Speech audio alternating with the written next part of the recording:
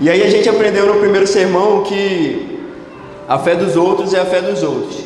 John Wesley, ele cresce numa casa com a sua mãe cristã, o seu pai pastor, e ele vivencia uma cultura cristã. Então ele era acostumado a viver uma vida cristã, essa era a verdade. Apesar dele ser um cara disciplinado nas suas rotinas espirituais, de ler a Bíblia, de orar, de estudar teologia, mas ele não tinha fé, ele não tinha uma convicção da fé. E aí a gente aprendeu, né, que Timóteo recebe uma instrução de Paulo, do apóstolo Paulo, falando assim: ei Timóteo, eu sei da fé da sua avó Lloyd, eu sei da fé da sua mãe Eunice, mas você precisa cultivar o dom que há no seu coração, você precisa cultivar o dom, a fé que há no seu coração, porque naquela época estava havendo perseguição entre os cristãos. Então Timóteo recebe essa instrução de Paulo por uma busca, né, para uma busca específica, para uma busca pessoal com o Espírito Santo, com Deus, para viver uma vida com as suas próprias experiências e não com a experiência da sua avó e nem da sua mãe. E aí na segunda mensagem a gente vai vendo o perigo também de ser um quase cristão, porque como eu disse, John Wesley, ele cresceu num lar cristão, e assim como tem muita gente aqui que também cresceu num lar cristão, tem outras pessoas que também vieram com amigos, tem pessoas que se identificam com o cristianismo, tem pessoas que, sabe, por viver num país que é praticamente todo cristão, já é meio que habitual você ver pessoas indo à igreja, mas não tendo um compromisso, você vendo pessoas que são boas, mas que somente isso, não tem ainda, sabe, não teve ainda aquele encontro com o Espírito Santo, com o encontro com Jesus. E essas pessoas, para John Wesley, nesse sermão que ele escreve da sua própria experiência, são os quase cristãos. Tem dois tipos, né? As pessoas que são boas e que você olha para elas e fala assim: cara, só falta, sabe, o cara se converter para ser um cristão de verdade, porque ele tem tudo, tem todas as características, o cara não rouba, não mata, o cara não faz nada, ele não mexe com ninguém, mas ainda falta Jesus, assim como o jovem rico, né? E aí tem aquele cara que ele é convencido, esse outro tipo de quase cristão, ele já é muito convencido de que ele é crente. Ele é tão convencido que ele vem à igreja todo domingo, ele ora, não perde uma reunião de oração, não perde um jejum, mas ainda assim a sua vida é uma vida de domingo, é uma vida que vem à igreja, é uma vida que ora, mas que não tem ainda aquela convicção, sabe? E aí a gente entende que a gente só consegue ser um cristão de verdade quando a gente entrega todo o nosso coração a Cristo. E o que é tudo, gente? É tudo. A gente não pode apenas entregar a fofoca. Ah, Deus, a fofoca até que eu te entrego, porque realmente é feio, né, falar da vida dos outros. Ou eu não posso entregar somente, sabe, os meus vícios. Não. Eu não posso entregar somente aquilo que é visível para a minha igreja, para a minha família. Eu tenho que entregar tudo, porque a graça do Senhor é tão constrangedora sobre a minha vida que ela exige tudo de mim. E hoje, para encerrar, eu quero iniciar com um tema, né? E esse tema, ela também é uma pergunta, que é: o que acontece quando nós vivemos uma fé viva?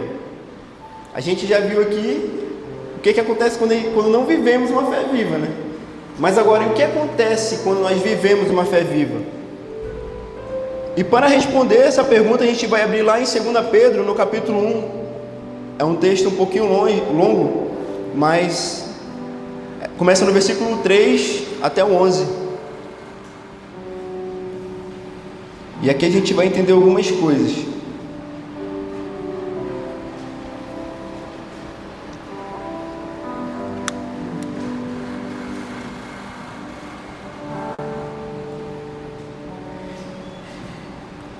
Vou ler aqui no telão. Visto como o seu divino poder nos tem dado tudo o que diz respeito à vida e à piedade, pelo pleno conhecimento daquele que nos chamou por sua própria glória e virtude, pelas quais ele nos tem dado as suas preciosas e grandíssimas promessas, para que por elas vos tornei participantes da natureza divina, havendo escapado da corrupção que pela concupiscência há no mundo. E por isso mesmo vós, empregando toda a diligência, acrescentai à vossa fé a virtude, e a virtude a ciência, e a ciência o domínio próprio, e ao domínio próprio a perseverança, e a perseverança a piedade, e a piedade a fraternidade, e a fraternidade o amor. Porque se em vós houver e abundarem estas coisas, elas não vos deixarão ociosos, nem infrutíferos, no pleno conhecimento de nosso Senhor Jesus Cristo. Pois aquele em quem não há estas coisas é cego, vendo somente o que está perto, havendo-se esquecido da purificação dos seus antigos pecados. Portanto, irmãos, procurai mais diligentemente fazer firme a vossa vocação e eleição, porque fazendo isto, nunca, jamais tropeçareis, porque assim vos será ampamente concedida a entrada no reino eterno de nosso Senhor e Salvador Jesus Cristo. E é isso, boa semana, Deus abençoe. Gente, eu não precisava mais nem pregar depois desse texto aí, mas vamos orar, né?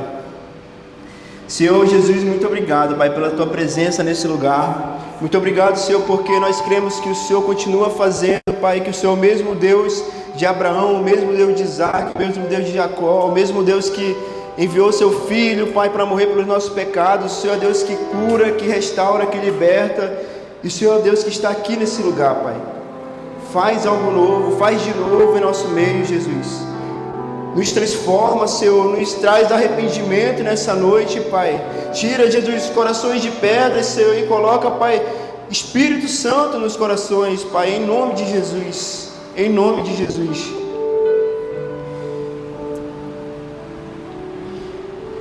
O contexto desse texto é o seguinte: o apóstolo Pedro foi quem escreveu essa carta, e a carta ela é dirigida aos crentes que estavam espalhados na Ásia Menor. E o principal desafio daquela igreja, naquele tempo, era manter-se firme na verdade do Evangelho, diante das crescentes influências de falsos mestres, que eles negavam as promessas de Deus, a autoridade das Escrituras, a necessidade de uma vida santa. Não é muito diferente dos dias de hoje, né, gente? Muita gente que prega aí que você vai vir para a igreja e você vai ficar rico, você vai ofertar, dizimar e você vai ficar rico. Então não muda muito o cenário. E por isso que a gente vai aplicar bastante aqui na nossa vida. E antes da gente entender o que acontece quando a gente vive uma fé viva, a gente precisa entender que nós já temos tudo o que nós precisamos para viver uma fé viva. Como diz aí no texto que a gente leu, Deus, com seu poder divino, Ele nos concede tudo de que necessitamos para uma vida de devoção, pelo pleno conhecimento daquele que nos chamou para si por meio de sua glória e excelência. E por causa da sua glória e excelência, Ele nos deu grandes e preciosas promessas, e são elas que permitem a vocês participar da natureza divina e escapar da corrupção do mundo causada pelos desejos humanos. Ou seja, a gente já tem tudo. A gente já tem tudo o que a gente precisa. Pedro ele começa afirmando aqui que a vida cristã ela não depende daquilo que eu tenho, mas daquilo que eu recebo. E toda vida de piedade, toda vida de devoção, toda vida santa, ela já foi nos dada em Cristo. E quando a gente fala de piedade, a gente fala de uma vida no secreto, a gente fala de uma vida de um relacionamento com Deus. A gente fala de Cristo atuando em nós. Então não é esse relacionamento que a gente viu lá no primeiro sermão, um relacionamento de aparência, não. Aqui já é um relacionamento onde Cristo ele realmente faz sentido na nossa vida. Onde eu não leio só a Bíblia e falo assim: ei, Jesus, é lindo, a palavra aqui é maravilhosa, mas eu nem abro a Bíblia. Eu só não abri a Bíblia porque eu olhei aqui, tá, gente, com vocês, mas ela sempre está aberta. Então o problema é que muitas das vezes a gente vive uma vida apenas de aparência, como era a vida de John Wesley antes do coração aquecido. E Deus ele não nos deu só perdão. Quando a gente aceita Jesus, ou na verdade quando Ele nos aceita, a gente não recebe só o perdão, mas a gente recebe muito mais que isso. A gente recebe um poder para viver diferente. Porque o que vale, gente? Eu vir à igreja, recebo a Cristo, venho aqui no apelo, aceito Jesus e a minha vida não muda. Na segunda-feira eu estou na festa, na terça eu não abro a minha Bíblia, porque eu já fui na festa no dia anterior, aí na quarta piorou, é só buraco abaixo, aí se torna uma rotina cíclica que a gente não olha para Cristo. A verdade é que a gente não lembra de Jesus. Quando a gente não vive dessa forma, deixando que o Espírito Santo tome as nossas decisões, que o Espírito Santo guie as nossas vidas. Então, quando a gente recebe a Cristo, a gente não só recebe o perdão, mas a gente recebe também tudo que nós precisamos para viver uma vida totalmente diferente. Então, quando eu perdoo, mesmo que isso me doa, eu estou dizendo assim: Jesus, o teu sacrifício foi válido para mim. Quando a gente aprende a dizer não para um pecado, eu estou dizendo assim: Jesus, obrigado porque o Senhor me salvou. Eu não estou jogando fora, eu não estou, jogando no lixo aquilo que o Senhor fez na cruz por mim. E aí, quando eu entendo isso, eu entendo que alguém que é viciado em drogas, alguém que é viciado na pornografia, alguém que tem algum pecado, ele não para simplesmente de pecar porque ele quer. Não, é porque o amor de Cristo o alcançou de tal maneira, o constrangeu de tal maneira, que não tem como você ficar vivendo a mesma vida, gente. Não tem como. Algo diferente é ativado em nossas vidas. E não só por isso, mas porque ele também entende as promessas de Deus. Ele entende que nenhuma tentação é maior do que aquilo que você pode suportar. Então não tem essa desculpa de: eu vou pecar porque... Sabe como é, cara? Eu sou fraco. Eu sou muito fraco assim, eu não consigo evitar esse pecado. Não, a Bíblia ela fala que não há tentação que a gente não possa suportar.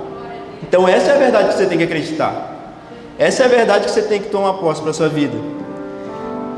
E aí, se nós como cristãos entendemos que temos promessas, que Deus aqui no texto falou para a gente que nós temos promessas, e que ela que nos mantém firme, ela que nos sustenta, e aí se a gente pega a Bíblia, a gente lê, e aí a gente não toma posse dessas promessas, ou a gente até mesmo lê, mas a gente acha que é só palavra bonitinha, e que dá para colocar num texto no Instagram, num versículo lá na foto que eu vou postar. Que mudança que vai acontecer na tua vida? Que mudança que vai acontecer na tua família, no teu trabalho, no teu ambiente, com os teus filhos, no teu namoro, nas tuas amizades? Que mudança? O que estamos fazendo com a nossa fé? A fé verdadeira, a palavra de Deus lá em Romanos diz que nasce da palavra. Portanto, a fé ela vem por ouvir, e ouvir a palavra de Deus.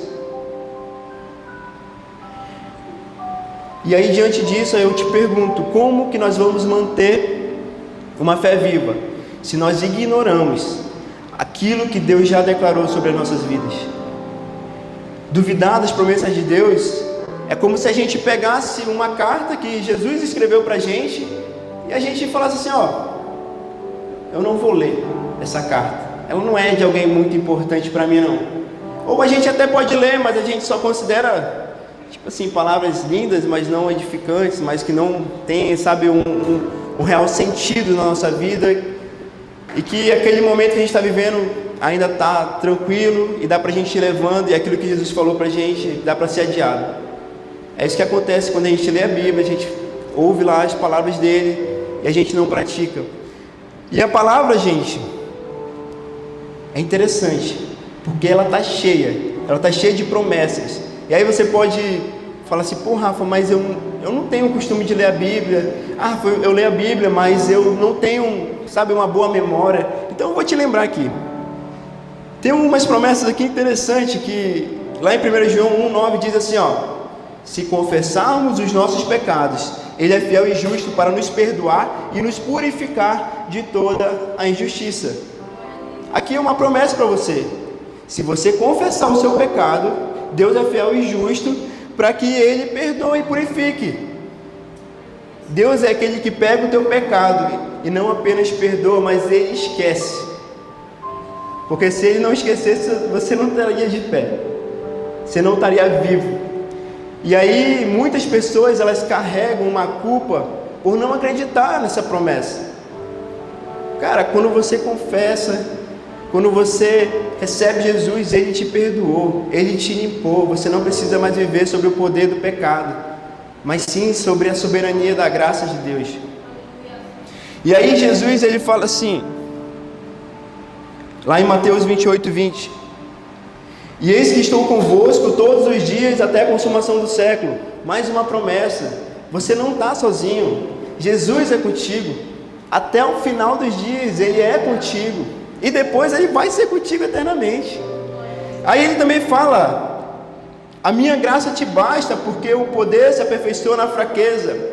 E aí quando a gente se sente incapaz, Ele vai lá e nos fortalece. Isso é uma promessa para você. Aí Ele também fala que confia no Senhor de todo o teu coração e não te estribes no teu próprio entendimento. Reconhece-os em todos os teus caminhos e Ele endireitará as tuas veredas. Você pode até não saber o próximo passo, mas se você confia em Cristo, você sabe que você tem alguém que você pode colocar sua total segurança nele. Você sabe que quando você deposita a sua fé nele, você sabe que Ele cuida, que Ele te direciona, que Ele mostra o caminho, mesmo quando tudo parece que está perdido. Portanto, gente, aqui a grande pergunta é: se nós temos tantas promessas seguras, por que nós ainda vivemos como se estivéssemos sozinhos, como se ainda estivéssemos fracos, sujos, no pecado? Já está aqui, é só ler a Bíblia, é só a gente buscar a Deus. E aí talvez o problema não seja uma falta de promessas ou uma falta de Deus falando com você. Talvez o problema esteja em uma fé que lê, mas não crê. Talvez o problema esteja numa fé que olha as promessas de Deus como algo legal, mas que não faz ainda sentido, porque você ainda precisa de novo. Uma fé que ela não é prática, é uma fé que na verdade nem é fé, é um conhecimento. E conhecimento por conhecimento, tem ateu que sabe mais que cristão sobre a Bíblia. Muitas pessoas têm acesso às promessas de Deus, têm acesso à fonte de água viva, mas ainda escolhem viver a sua vida com sede. E aí Paulo ele diria, né? É porque eu sou bonzinho, mas Paulo ele fala assim, ó: vocês começaram no espírito e agora querem e agora querem terminar na carne. Que é isso? Que é isso, varão? Paulo era... Então, gente, a nossa fé, ela precisa olhar para Cristo e falar assim, ó: se Deus prometeu, Ele é fiel para cumprir. Se Deus prometeu, Ele garante. E aí eu vou contar agora um pouquinho da história de John Wesley, né? Antes do dia 24 de maio de 1738, John Wesley ele era assim zeloso, ele era assim um cara que era disciplinado, mas ele ainda não tinha, né, esse novo nascimento, como eu falei para vocês. Ele conhecia Cristo, mas ele não confiava tanto assim em Cristo. E aí naquela noite de 24 de maio, às 8h45, ele chega numa reunião lá, na reunião dos moráveis, aquele mesmo grupo que estava lá adorando, louvando em meio à tempestade. E aí, ao ouvir a introdução da Epístola de Romano feita por Lutero, Wesley escreve assim: senti meu coração estranhamente aquecido, senti que confiava em Cristo e somente em Cristo para a minha salvação, e me foi dada a certeza de que Ele havia perdoado os meus pecados e me salvara da lei do pecado e da morte. Foi a partir desse momento que a vida de John Wesley deixou de ser uma vida onde ele baseava a sua conduta numa graça que era apenas doutrina, e agora se tornou uma graça que realmente, aquela graça que salva, aquela fé que realmente é prática, aquela fé que realmente age em nosso coração, aquele coração aquecido. Quando a gente fala de coração aquecido, a gente está falando de uma vida onde nada mais importa a não ser a presença de Deus, a não ser amar a Deus acima de todas as coisas. E agora que a gente já entendeu que nós temos tudo isso para viver uma fé viva, que a gente tem promessas, que a gente já entendeu que é a gente lendo a Bíblia que a gente conhece mais a Deus, e quanto mais a gente conhece a Deus, a gente vai entendendo o que Ele quer para a gente, é que a fé vai começar a fazer sentido. E aí o que acontece, né, gente? O que acontece quando nós vivemos uma fé viva? E 2 Pedro, ele vai continuar que a fé, essa fé viva, ela nos dá maturidade. Como assim, Rafa? Vamos lá. Eu tive meu coração aquecido, vim aqui no apelo, aceitei a Cristo, recebi a Ele, chorei aqui, me quebrantei e tal. Mas e agora? Agora vamos lá. Senta aí que a gente vai conversar. 2 Pedro, no capítulo 1, do 5 ao 7, diz assim: diante de tudo isso, que a gente já leu agora e que eu expliquei para vocês, esforcem-se ao máximo para corresponder a essas promessas. Que promessas? As que estão na Bíblia, as que eu falei para vocês. Acrescentem a fé, a excelência moral ao conhecimento, ao conhecimento o domínio próprio, ao domínio próprio a perseverança a devoção a Deus a fraternidade, e a fraternidade o amor. Pedro, ele vai apresentar aqui para a gente um processo espiritual. É um processo que a gente vive. A graça, como eu falei domingo passado, ela é um ato que te salvou e ponto. Você não precisa mais fazer nada. Você não precisa ler a Bíblia, você precisa continuar lendo a Bíblia, porque isso automaticamente vai se tornar uma verdade. Mas você não precisa acreditar em Jesus e ler mais a Bíblia, acreditar em Jesus e orar mais, acreditar em Jesus e jejuar mais, como se fosse uma moeda de troca. Porque Jesus é suficiente, na graça de Jesus é suficiente, Ele basta. Mas a santidade, a santificação não. A nossa fé, ela precisa ser amadurecida. A nossa salvação, ela precisa ser desenvolvida. E é isso que Pedro está falando. Tá, beleza, tu já está salvo. John Wesley, tu já está salvo. Mas agora a tua fé, ela precisa de um processo. E aí ele fala assim, acrescentem a fé à excelência moral. Por que ele fala primeiro a fé? Porque a fé é a base. Sem fé não tem como eu continuar todo o processo. É como uma construção. Ela está ali, é ela que estrutura, é ela que dá a fundação. O irmão Júnior pode até falar melhor do que eu sobre isso, mas eu acredito que seja isso. A fé, ela é que sustenta a obra. E a fé aqui está falando daquela confiança salvífica em Cristo. Então eu acreditei em Cristo como o Senhor e Salvador da minha vida. E ela é uma fé que ela não é estática. Ela é uma fé que ela cresce, ela se desenvolve. A primeira adição a essa fé é a virtude, ou a excelência moral, que ela pode ser traduzida como coragem e firmeza de caráter. É a disposição de fazer o que é certo, mesmo que isso doa.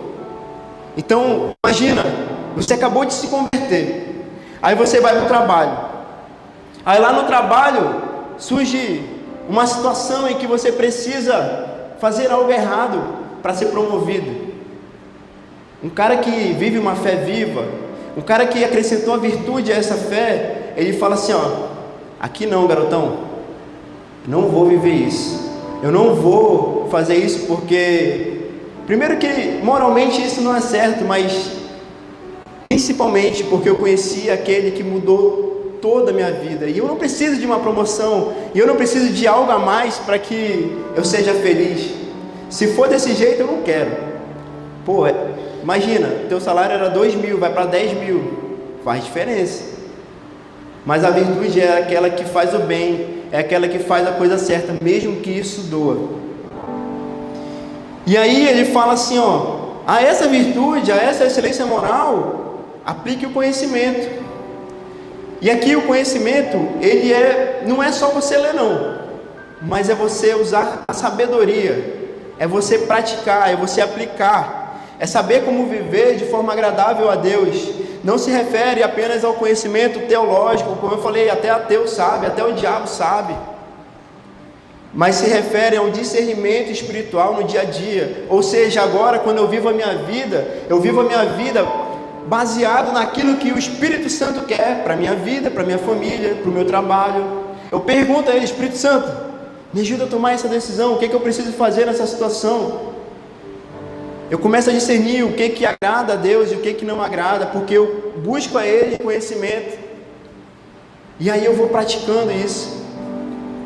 E aí ele fala, ao conhecimento, o domínio próprio. Aqui o domínio próprio, ele é o autocontrole, a capacidade de governar os desejos e impulsos carnais. É o fruto do Espírito, né?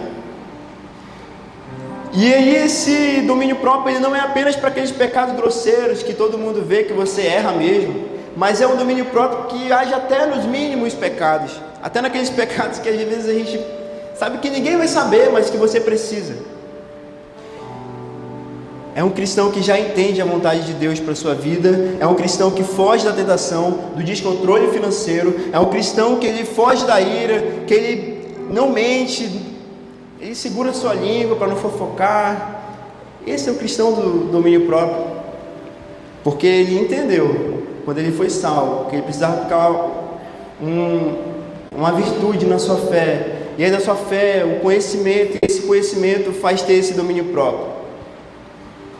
E é esse domínio próprio que faz eu, não trair a minha esposa, que faz eu não buscar outro Deus além do meu Deus.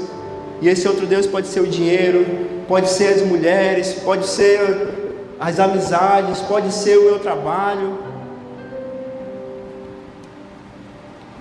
E aí ele vai continuando com a lista.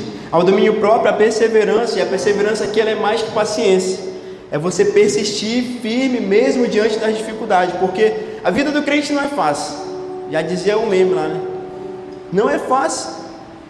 Vai ter dificuldade, mas vai ter também a persistência.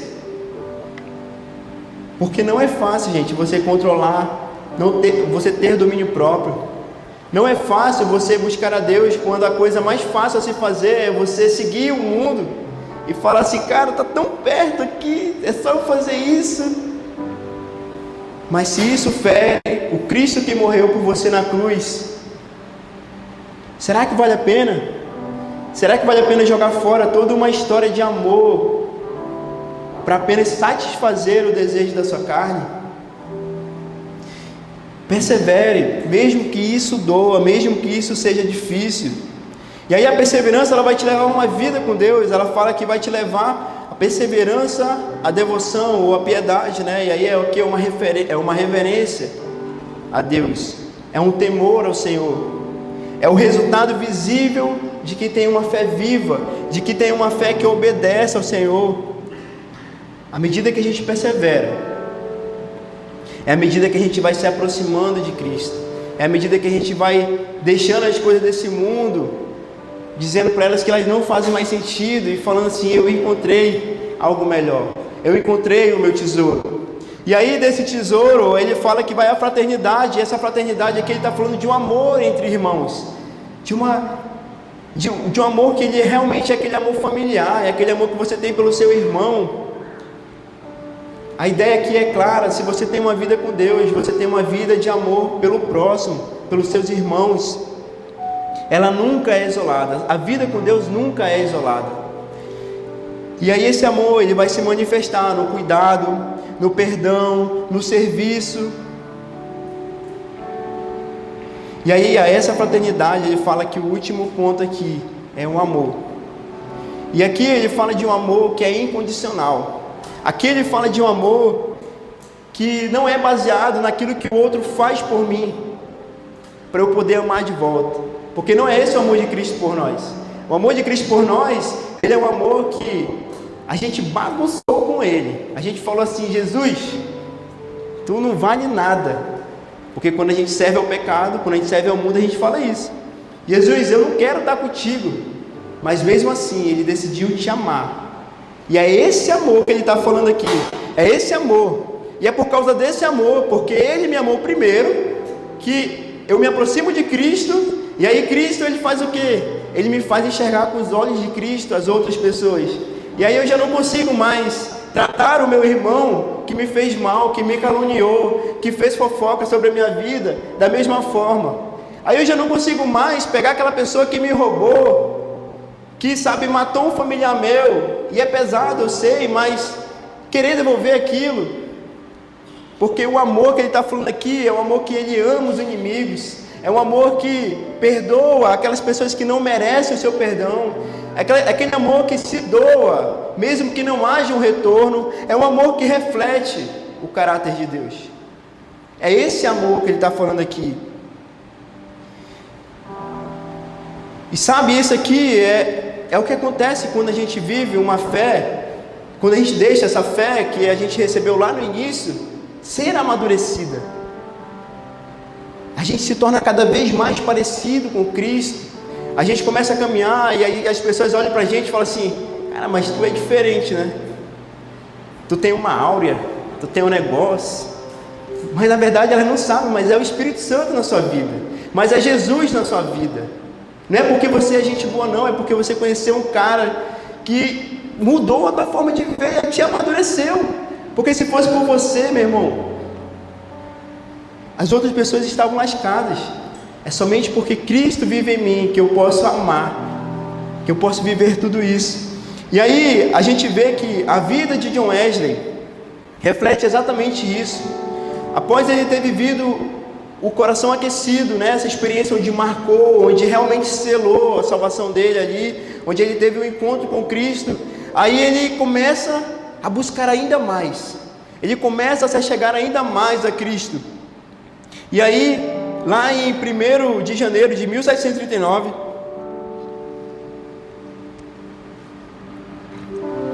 junto ao seu amigo George Field e o seu irmão Charles Wesley, eles começam a buscar a Deus, numa virada de ano. Tinha mais ou menos umas 60 pessoas lá, uma vigília. E aí, ao horário, às 3 da manhã, o fogo cai, a visitação do Espírito Santo, aí o Shaba. Aí começa, gente caindo, gente se arrependendo, gente realmente se ajoelhando. Eles vivem um avivamento, aquele mesmo avivamento que a gente vê na Bíblia, e que a gente fala assim: cara, nós queremos viver isso, mas talvez falta uma busca. Ele viveu. E aí esse avivamento, ele fala assim: enquanto nós perseverávamos em oração, o poder de Deus veio sobre nós de uma maneira tal que muitos caíram no chão, e quando nos recobramos, começamos a cantar em uma só voz: te louvamos, ó Deus. E esse dia ficou conhecido como o dia do Pentecoste Metodista.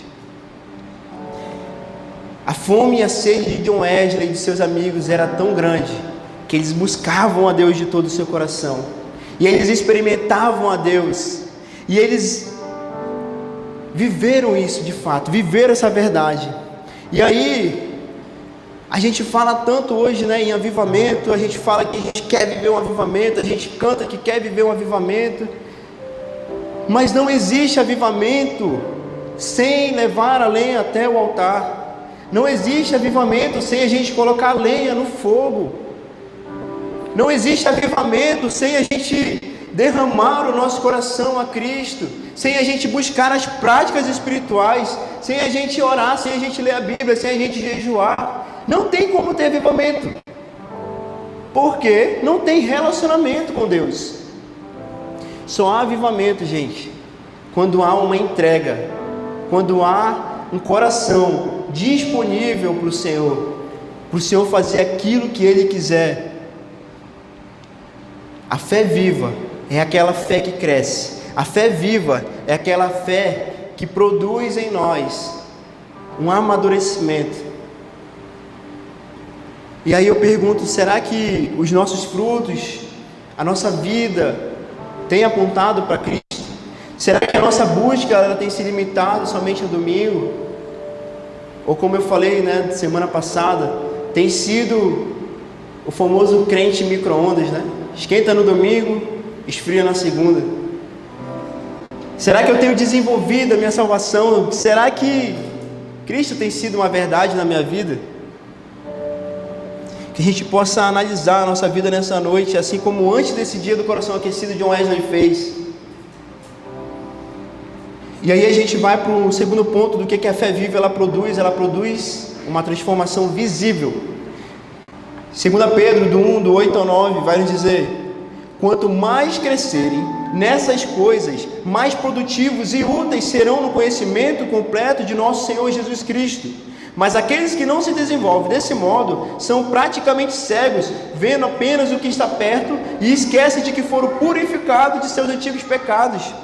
Ou seja, não tem como a gente viver uma fé viva sem a gente produzir frutos, sem a gente viver uma transformação real, sem as pessoas olharem para a gente e ver Cristo na gente. Não tem como como eu ser brasileiro e falar inglês, nascer falando inglês. Não tem como um fruto, não tem como uma árvore dar fruto sem ela estar ligada àquela raiz.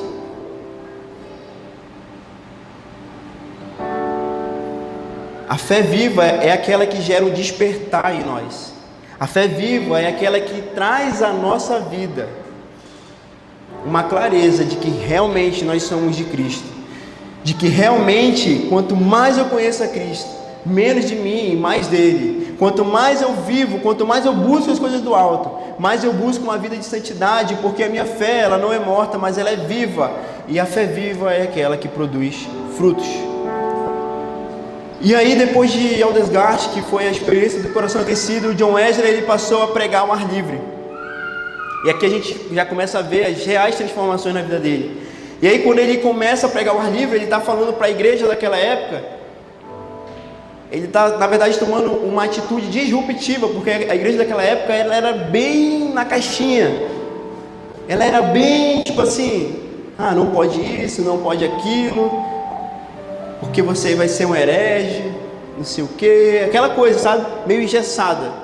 E aí Joel falou: não, eu não aguento, eu tenho que falar do amor de Deus, eu tenho que viver. Então, ele pregava para os mineiros. Naquela época era a Revolução Industrial, naquela época as pessoas estavam, sabe a Revolução Industrial lá da Inglaterra? Pois era, naquela época. E aí, ele pregava para os mineiros, ele pregava para os pobres, ele pregava para os marginalizados. E um de seus primeiros sermões foi lá em Kingswood, diante de 3.000 pessoas. Cara, imagina, 3.000 pessoas ouvindo o cara, ouvindo esse homem de Deus. E aí aqueles homens, eles saíram das fábricas com o rosto coberto de carvão, né? Eu fico imaginando a cena. E ao ouvirem sobre o amor de Deus, aquelas faces sujas, elas eram limpas por um choro de arrependimento. Enquanto John Wesley ia pregando, as pessoas iam se arrependendo. E aqui, gente, a gente vê que Pedro 10 falou que quem não cresce está cego. E a gente vê que essa fé foi tão visível na vida de Wesley, que ele não só enxergou, mas ele fez outras pessoas enxergarem também. Porque um cristão de verdade, ele não se conforma em guardar tudo aquilo que ele recebe de Deus apenas para ele mesmo. Ele precisa compartilhar, ele precisa gerar esses frutos. E aí a gente vê na vida de John Wesley que os frutos, eles não eram só no espiritual, não era só nas almas que ele ganhava para Cristo, através do Espírito Santo, logicamente, mas a gente viu sim que teve frutos na vida espiritual. John Wesley pregava para mais de 20 mil pessoas. Eu fico imaginando como é que ele conseguia falar, né? Era igual Jesus naquela época, não tinha microfone, não tinha nada, como é que as pessoas ouviam? Mas ele pregava, as pessoas acompanhavam ele. Os cultos, tinha culto ao ar livre, ele testemunha que havia conversões tão impactantes, porque assim, John Wesley ele não era aquele cara do reteté. John Wesley ele não era aquele cara que, sabe, performance. Uau, o quê? Tua vida vai virar de cabeça para baixo, não sei o quê. Não, John Wesley era um cara tranquilão.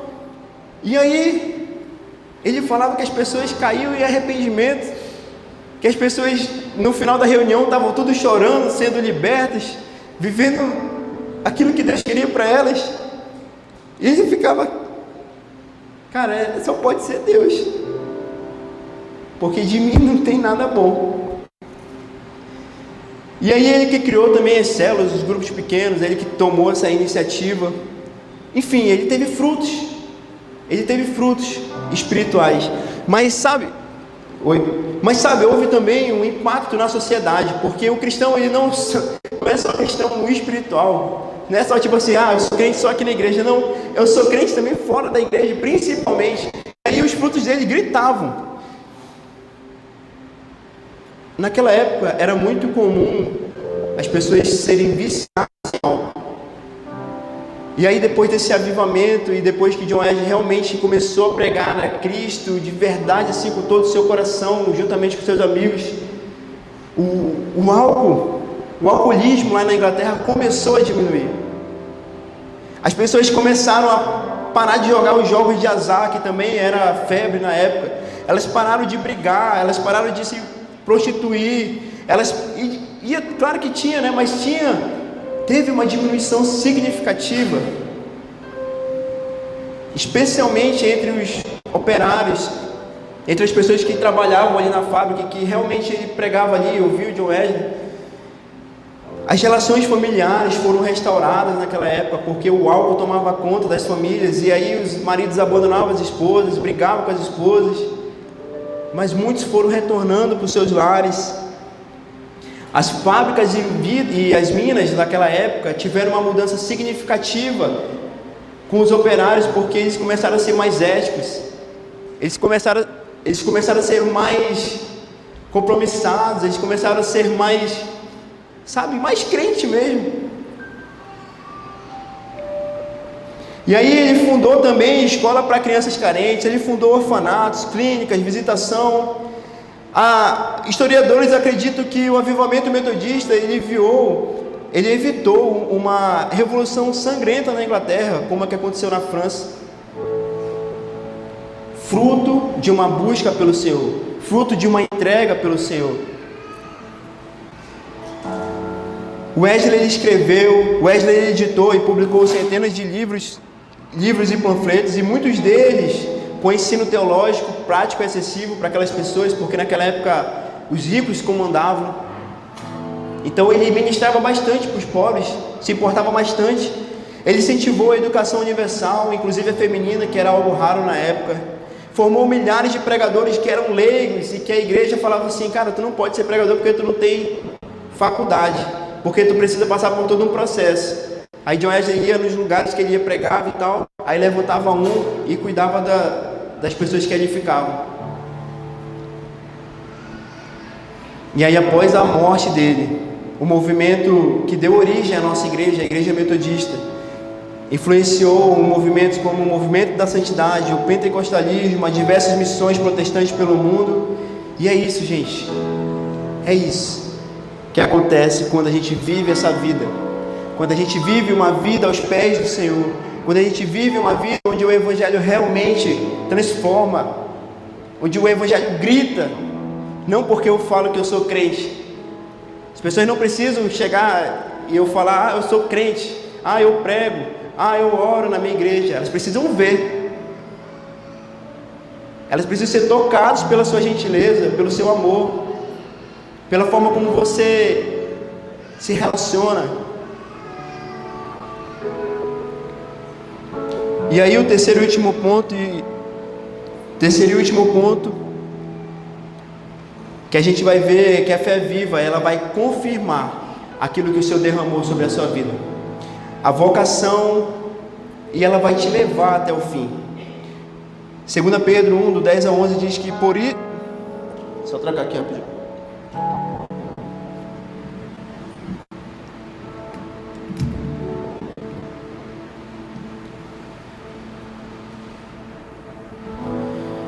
Ela vai dizer: por isso, irmãos, trabalhem ainda mais arduamente para mostrar que de fato estão entre os que foram chamados e escolhidos.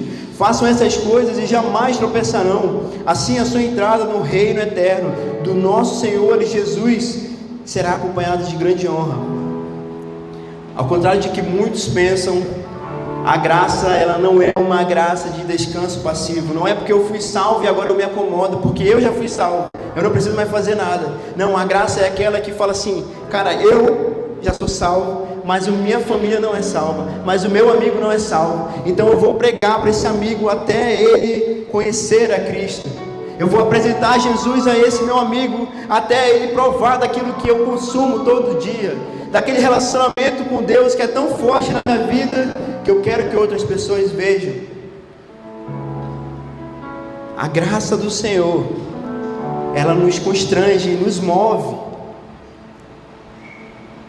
O Wesley nunca parou de se mover. O Wesley pregou mais de 40 mil sermões. Ele viajou mais de 400 mil quilômetros a cavalos. Ele fundou tudo que ele fundou e deu voz àquelas pessoas que eram esquecidas naquela época. E aos 86 anos ele pregou em uma praça pública para mais de 30 mil pessoas. E ao morrer em 1791, ele deixou como herança 2 colheres de prata, um casaco velho e dezenas de milhares de almas salvas. John Wesley, eu não falei aqui esse detalhe, mas ele era rico. Só que tudo que ele ganhava, ele doava. Tudo que ele ganhava, ele decidia abdicar e renunciar para entregar ao próximo. E ele disse certa vez: dá-me 100 homens que nada temam senão o pecado, e que nada desejem senão a Deus, e eu abalarei o mundo. E aí a gente vê que a vida de John Wesley, que a história de John Wesley, ela grita que ele era um cristão de verdade. Ela grita que ele teve um encontro verdadeiro com Cristo. Ela grita que ele viveu uma fé viva. E aí eu quero te perguntar, o que acontece quando a gente vive uma fé viva? O que acontece quando a igreja se posiciona como aquela igreja que vive uma fé viva? O que acontece quando Cristo é uma verdade tão forte em nós, que a gente não consegue dividir a atenção, que a gente não consegue se distrair? O que acontece?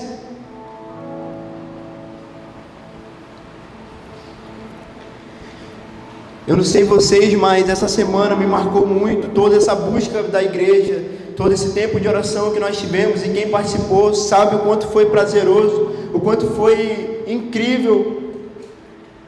Mas não acabou, gente. Ainda tem mais do Senhor. Ainda tem mais do Senhor. E esse é o momento onde eu vou te convidar a ficar de pé, porque eu já estou encerrando.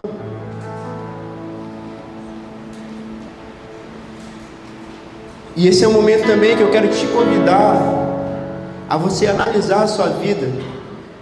É o momento em que eu vou te convidar a fechar os seus olhos, começar a pensar se Cristo realmente tem sido o seu tesouro. Começar a pensar se Cristo ele realmente tem feito a diferença nas suas decisões. Se Cristo realmente tem sido a diferença no seu lar. Se Cristo ele tem sido realmente a diferença no seu casamento.